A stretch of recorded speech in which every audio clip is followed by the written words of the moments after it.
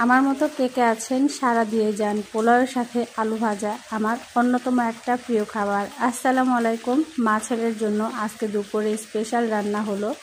তো দুজন মানুষের জন্য এতটুকু খাবার আমি যথেষ্ট মনে করি। 2টা ডিম, সাথে আলু ভাজা, আর একটু পরিমাণ একটা মুরগির অর্ধেক অংশ রান্না করে নিলাম। এটা হচ্ছে পাকিস্তানি কিংবা কক মুরগি বলা চলে। 1.5 কেজির একটা মুরগি অর্ধেক রান্না করেছি, অর্ধেক রেখে দিয়েছি। আর আমি সবসময় মুরগির পা আর হচ্ছে গিলা কলিজা এই জিনিসগুলো আমি নিজে খাই, আর এই কারণে কখনোই ফেলি না বা হচ্ছে বাজারে রেখে আসি না। আমার হচ্ছে মুরগির পা, গিলা কলিজা এগুলো খুবই পছন্দ। তো সেই কারণে আমার ছেলে কিন্তু এগুলো ভুল করেও মুখে দেবে না। তো মা ছেলের জন্য আজকে স্পেশাল রান্না হলো। সারাদিন যাবত টিপ টিপ করে বৃষ্টি পড়তেছে বাইরে। তো বৃষ্টির মধ্যে মা ছেলের জন্য স্পেশাল রান্না হলো। সম্পূর্ণ ভিডিওটি দেখার জন্য ধন্যবাদ। আল্লাহ হাফেজ।